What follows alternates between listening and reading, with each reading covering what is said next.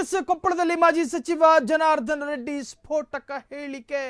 CM ಸ್ಥಾನದಿಂದ ಸಿದ್ದೂರವರನ್ನ ಕೆಳಗಿಳಿಸಲಾಗುತ್ತೆ. ಆ ಸ್ಥಾನಕ್ಕೆ ಡಿಕೆ ಶಿವಕುಮಾರ್ ರನ್ನ ಕೈ ಹೈಕಮಾಂಡ್ ತಂದು ಕೂರಿಸುತ್ತೆ.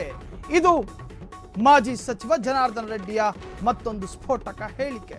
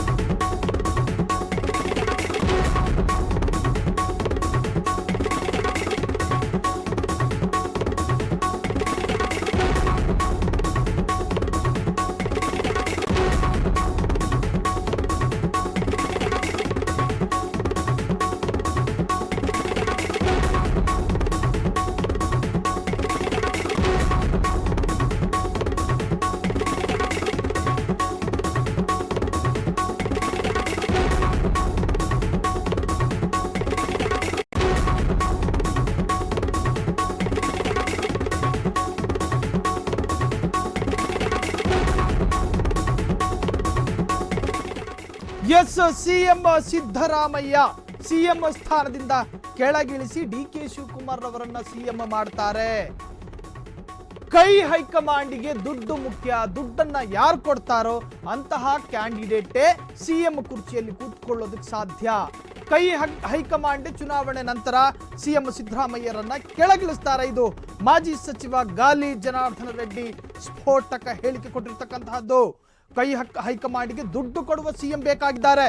ಚುನಾವಣೆ ಮುಗಿದ ಬಳಿಕ ಸಿದ್ದರಾಮಯ್ಯರನ್ನೇ ನೋಡ್ತಾ ಇರಿ. ಸಿದ್ದರಾಮಯ್ಯ ಯಾರ ಬಳಿಯೂ ದುಡ್ಡು ತೆಗೆದುಕೊಳ್ಳೋದಿಲ್ಲ, ದುಡ್ಡನ್ನ ಕೊಡೋದು ಕೂಡ ಇಲ್ಲ.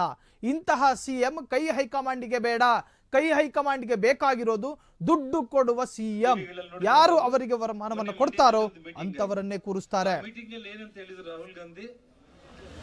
ಹಾಗಾಗಿ ನಮ್ಮ ಭಾರತ ಸಂಸ್ಕೃತಿ, ನಮ್ಮ ಆಧ್ಯಾತ್ಮಿಕತೆ, ನಮ್ಮ ಭಕ್ತಿ, ನಮ್ಮ ಭಾವನೆಗಳು ಇದ್ಯಾವುದ್ರ ಬಗ್ಗೆ ಕೂಡ ಅರಿವಿಲ್ದಿರುವಂತ ಒಬ್ಬ ವ್ಯಕ್ತಿ ರಾಹುಲ್ ಗಾಂಧಿ ಇವತ್ತು. ಯಾಕಂದ್ರೆ ಅವ್ರ ಮನಸ್ಸಲ್ಲಿ ಇವಾಗ ಏನಿದೆ ಅಂತಂದ್ರೆ ಎಲೆಕ್ಷನ್ ಯಾವಾಗ ಮುಗಿತೈತೆ, ಸಿದ್ದರಾಮಯ್ಯ ಅವ್ರನ್ನ ಯಾವ ಕ್ಷಣದಲ್ಲಿ ಮುಖ್ಯಮಂತ್ರಿ ಸ್ಥಾನದಿಂದ ಕೆಳಗಿಳಿಸಬೇಕು ಅನ್ನೋದು ರಾಹುಲ್ ಗಾಂಧಿ ತಲೆಯಲ್ಲಿ ಬಂದ್ಬಿಟ್ಟೈತೆ ಇವತ್ತು.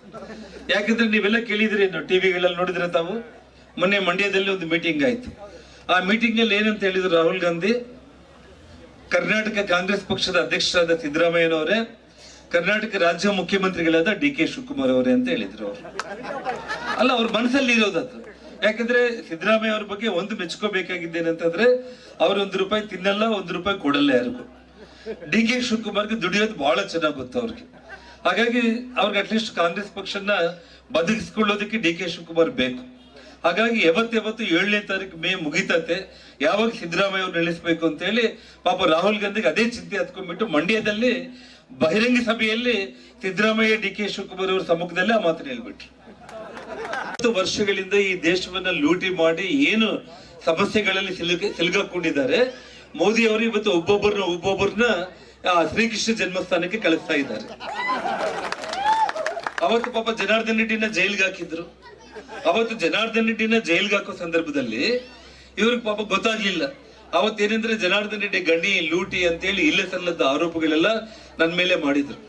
ಇವತ್ತಿಗೂ ಆದ್ರೂ ಕೂಡ ಬಂಧುಗಳ 13 ವರ್ಷ ಆಯ್ತು, ಒಂದೇ ₹1 ಹಣವನ್ನ ನನ್ನಿಂದ ಅವರು ರಿಕವರಿ ಮಾಡ್ಕೊಳ್ಳೋದಕ್ಕೆ ಆಗ್ಲಿಲ್ಲ.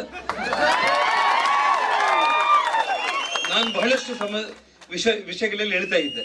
ಯಾಕಂದ್ರೆ ಈ ರಾಜ್ಯದ ಮುಖ್ಯಮಂತ್ರಿಯಾಗಿ ಸನ್ಮಾನ್ಯ ಸಿದ್ದರಾಮಯ್ಯ ಅವರು ಆಗ್ಬೇಕಾಗಿತ್ತು. ಆದ್ರೂ ಏನೋ ಒಂದು ನನಗೆ ಅವತ್ತು ಇಡೀ ಕರ್ನಾಟಕ ರಾಜ್ಯದಲ್ಲಿ ಒಂದು ಒಳ್ಳೆ ಇಮೇಜ್ ಇತ್ತು.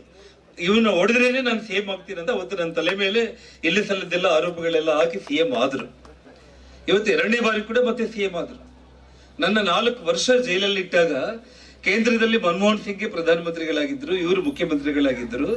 ನನ್ನ ಮೇಲೆ ಆರೋಪಗಳನ್ನ ಪ್ರೂವ್ ಮಾಡ್ಲಿಕ್ಕೆ ಎಷ್ಟು ಟೈಮ್ ಬೇಕಣ್ಣ?